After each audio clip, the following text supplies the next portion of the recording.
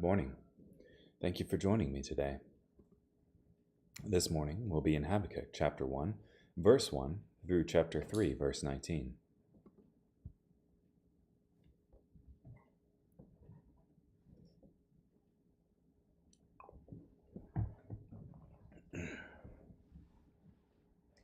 The following is the message which God revealed to Habakkuk the prophet. How long, Lord, must I cry for help, but you do not listen? I call out to you violence, but you do not intervene. Why do you force me to witness injustice? Why do you put up with wrongdoing? Destruction and violence confront me. Conflict is present, and one must endure strife. For this reason, the law lacks power, and justice is never carried out. Indeed, the wicked intimidate the innocent. For this reason, justice is perverted. Look at the nations and pay attention. You will be shocked and amazed, for I will do something in your lifetime that you will not believe even though you are forewarned. Look, I am about to empower the Babylonians, that ruthless and greedy nation. They sweep across the surface of the earth, seizing dwelling places that do not belong to them. They are frightening and terrifying. They decide for themselves what is right. Their horses are faster than leopards and more alert than wolves in the desert. Their horses gallop. Their horses come a great distance. Like a vulture, they swoop down quickly to devour their prey. All of them intend to do violence. Every face is determined. They take prisoners as easily as one scoops up sand. They mock kings and laugh at rulers. They laugh at every fortified city. They build siege ramps and capture them. They sweep by like the wind and pass on. But the one who considers himself a god will be held guilty. Lord, you have been active from ancient times, my sovereign God. You are immortal. Lord, you have made them your instrument of judgment. Protector, you have appointed them as your instrument of punishment. You are too just to tolerate evil. You are unable to condone wrongdoing. So why do you put up with such treacherous people? Why do you say nothing when the wicked devour those more righteous than they are? You made people like fish in the sea, like animals in the sea, that have no ruler. The Babylonian tyrant pulls them all up with a fishhook. He hauls them in with his throw net. When he catches them in his dragnet, he is very happy. Because of his success, he offers sacrifices to his throw net and burns incense to his dragnet. For because of them, he has plenty of food and more than enough to eat. Will he then continue to fill and empty his throw net? Will he always destroy nations and spare none? I will stand at my watchpost. I will remain stationed on the city wall. I will keep watching so I can see what he says to me, and can know how I should answer when he counters my argument. The Lord responded, Write down this message, record it legibly on tablets, so the one who announces it may read it easily. For the message is a witness to what is decreed. It gives reliable testimony about how matters will turn out. Even if the message is not fulfilled right away, wait patiently, for it will certainly come to pass. It will not arrive late. Look, the one whose desires are not upright will faint from exhaustion, but the person of integrity will live because of his faithfulness. Indeed, wine will betray the proud, restless man. His appetite is as big as Sheol's. Like death, he is never satisfied. He gathers all the nations. He seizes all peoples. But all these nations will someday taunt him and ridicule him with proverbial sayings. The one who accumulates what does not belong to him is as good as dead. How long will this go on? He who gets rich by extortion. Your creditors will suddenly attack. Those who terrify you will spring into action. They will rob you, because you robbed many countries. All who are left among the nations will rob you. You have shed human blood and committed violent acts against lands, cities, and those who live in them. The one who builds his house by unjust gain is as good as dead. He does this so he can build his nest way up high and escape the clutches of disaster. Your schemes will bring shame to your house. Because you destroyed many nations, you will self-destruct. For the stones in the walls will cry out, and the wooden rafters will answer back. The one who builds a city by bloodshed is as good as dead, he who starts a town by unjust deeds. Be sure of this, the Lord who commands armies has decreed that the nation's efforts will go up in smoke. Their exhausting work will be for nothing, for recognition of the Lord's sovereign majesty will fill the earth, just as the waters fill up the sea. You who force your neighbor to drink wine are as good as dead, you who make others intoxicated by forcing them to drink from the bowl of your furious anger so you can look at their genitals. But you will become drunk with shame, not majesty. Now it is your turn to drink and expose your uncircumcised foreskin. The cup of wine in the Lord's right hand is coming to you, and disgrace will replace your majestic glory. For you will pay in full for your violent acts against Lebanon. Terrifying judgment will come upon you because of the way you destroyed the wild animals living there. You have shed human blood and committed violent acts against lands, cities, and those who live in them. What good is an idol? Why would a craftsman make it? What good is a metal image that gives misleading oracles? Why would its creator place his trust in it and make such mute, worthless things? The one who says to wood, "Wake up," is as good as dead. He who says to speechless stone, "Awake," can it give reliable guidance? It is overlaid with gold and silver. It has no life's breath inside it. But the Lord is in his majestic palace. The whole earth is speechless in his presence. This is a prayer of Habakkuk the prophet. Lord, I have heard the report of what you did. I am awed, Lord, by what you accomplished. In our time, repeat those deeds. In our time, reveal them again. But when you cause turmoil, remember to show us mercy. God comes from Teman, the sovereign one from Mount Paran. Selah. His splendor covers the skies. His glory fills the earth. He is as bright as lightning. A two-pronged lightning bolt flashes from his hand. This is the outward display of his power. Plague goes before him. Pestilence marches right behind him. He takes his battle position and shakes the earth. With a mere look, he frightens the nations. The ancient mountains disintegrate. The primeval hills are flattened. He travels on the ancient roads. I see the tents of Kashan overwhelmed by trouble. The tent curtains of the land of Midian are shaking.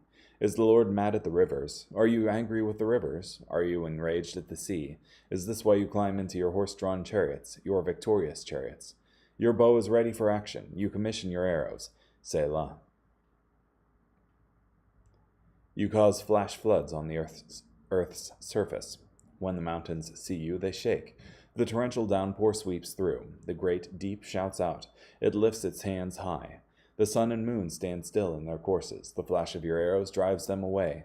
The bright light of your lightning-quick spear. You furiously stomp on the earth. You angrily trample down the nations. You march out to deliver your people, to deliver your special servant. You strike the leader of the wicked nation, laying him open from the lower body to the neck. You pierce the heads, Selah. You pierce the heads of his warriors with a spear. They storm forward to scatter us. They shout with joy as if they were plundering the poor with no opposition. But you trample on the sea with your horses, on the surging, raging waters. I listened and my stomach churned. The sound made my lips quiver. My frame went limp, as if my bones were decaying, and I shook as I tried to walk. I long for the day of distress to come upon the people who attack us. When the fig tree does not bud, and there are no grapes on the vines, when the olive trees do not produce, and the fields yield no crops, when the sheep disappear from the pen, and there are no cattle in the stalls, I will rejoice because of the Lord. I will be happy because of the God who delivers me. The sovereign Lord is my source of strength. He gives me the agility of a deer. He enables me to negotiate the rugged terrain. The prayer is for the song leader. It is to be accompanied by stringed instruments. Whew. Okay.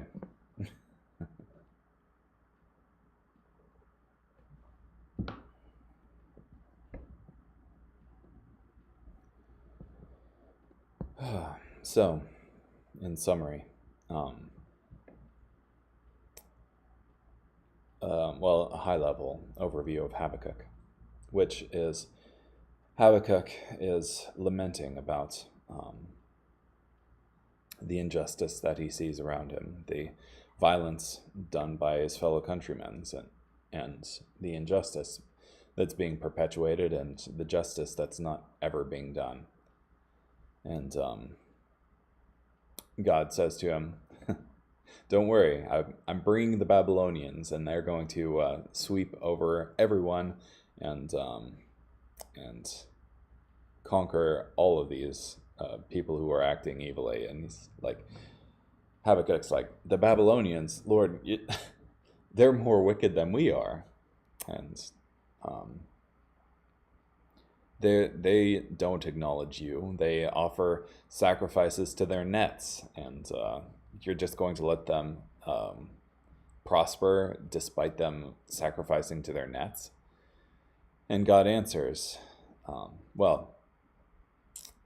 before that, Habakkuk says in Habakkuk 2, verse 1, I will stand at my watchpost. I will remain stationed on the city wall. I will keep watching so I can see what he says to me and can know how I should answer when he counters my argument. So Habakkuk in full assurance that God will answer him, assumes the post of a guardman who's, yeah.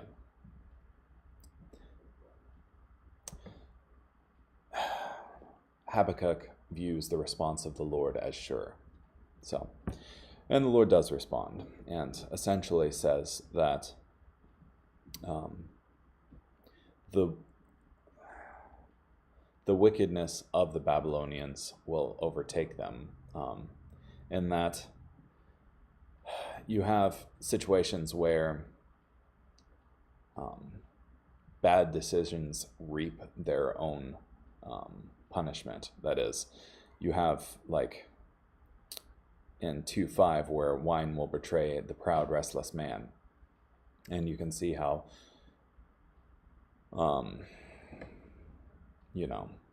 drinking too much wine is not a good thing. And indeed, the punishment for it comes with the overindulgence of it.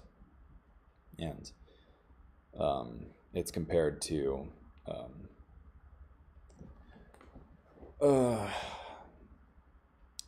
in 2:16, you will become drunk with shame, not majesty. Now it is your turn to drink and expose yourself, your uncircumcised foreskin. The cup of wine in the Lord's right hand is coming to you, and disgrace will replace your majestic glory. So,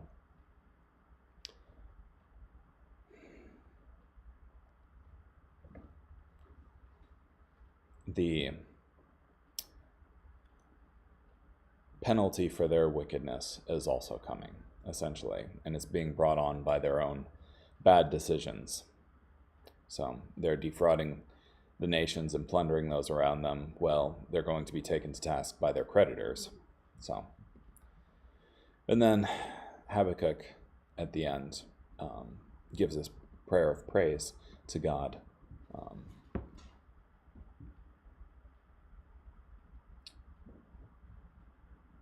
And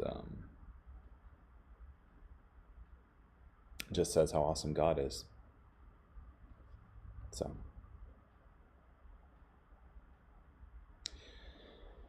yeah, carrying on. Revelation chapter 9, verses 1 through 21. Then the fifth angel blew his trumpet, and I saw a star that had fallen from the sky to the earth, and he was given the key to the shaft of the abyss. He opened the shaft of the abyss, and smoke rose out of it like the smoke from a giant furnace. The sun and the air were darkened with smoke from the shaft. Then out of the smoke came locusts onto the earth, and they were given power like that of the scorpions of the earth. They were told not to damage the grass of the earth, or any green plant or tree, but only those people who did not have the seal of God on their forehead. The locusts were not given permission to kill them, but only to torture them for 5 months, and their torture was like that of a scorpion when it stings a person. In those days, people will seek death, but will not be able to find it. They will long to die, but death will flee from them. Now the locusts looked like horses equipped for battle. On their heads were something like crowns, similar to gold, and their faces looked like men's faces. They had hair like women's hair, and their teeth were like lions' teeth. They had breastplates like iron breastplates, and the sound of their wings was like the noise of many horse-drawn chariots charging into battle. They have tails and stingers like scorpions, and their ability to injure people for 5 months is in their tails. They have as king over them the angel of the abyss, whose name is in Hebrew is Abaddon, and in Greek, Apollyon. The first woe has passed, but 2 woes are still coming after these things. Then the 6th angel blew his trumpet, and I heard a single voice coming from the horns on the golden altar that is before God, saying to the 6th angel, the one holding the trumpet, "Set free the 4 angels who are bound at the great river Euphrates." Then the 4 angels who had been prepared for this hour, day, month, and year were set free to kill 1/3 of humanity. The number of soldiers on horseback was 200 million. I heard their number. Now this is what the horses and their riders looked like in my vision.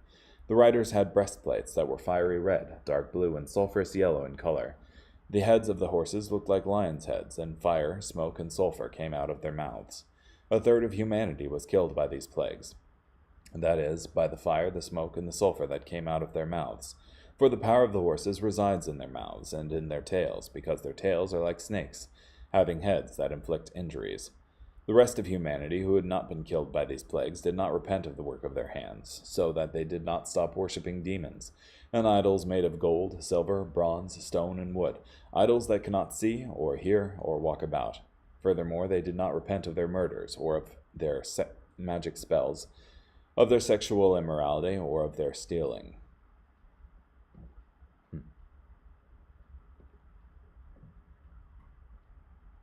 I'm reminded of the plagues that afflicted Egypt, and how you had some plagues, well, the initial plagues that were directed towards the entirety of the populace of Egypt, that is, the Nile River becoming blood, and, other things as well that I can't remember at the moment. But I do remember that towards the end there was a distinction made between the Egyptians and the people of Israel, and that certain plagues did not afflict the people of Israel, but did afflict the Egyptians. And in the same way, you have plagues here in Revelation that draw a distinction between the followers of God and those who do not. So, carrying on, Psalm 137, verses 1 through 9. By the rivers of Babylon we sit down and weep when we remember Zion. On the poplars in her midst we hang our harps. For there our captors ask us to compose songs. Those who mock us demand that we be happy, saying, "Sing for us a song about Zion." How can we sing a song to the Lord in a foreign land? If I forget you, O Jerusalem, may my right hand be crippled. May my tongue stick to the roof of my mouth. If I do not remember you and do not give Jerusalem priority over whatever gives me the most joy. Remember, O Lord, what the Edomites did on the day Jerusalem fell. They said, tear it down right to its very foundation. O daughter Babylon, soon to be devastated, how blessed will be the one who repays you for what you dished out to us. How blessed will be the one who grabs your babies and smashes them on a rock. Yeah. The psalmist in this particular psalm is one of the exiles to Babylon and has been captured by them and is being taunted to, oh, sing us a song, why don't you? And he's pretty salty about it. Doesn't not happy about the mockery and having his homeland being taken away. And just as the Babylonians smashed the babies of Israel on rocks, he wishes too that they be repaid for their actions in kind. So, yep, carrying on. Proverbs 30, verse 10. Do not slander a servant to his master, lest he curse you, and you are found guilty.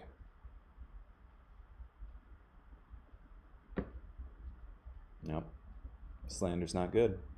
Don't do it. Well, thank you for joining me today. Hope you have a great day. Bye.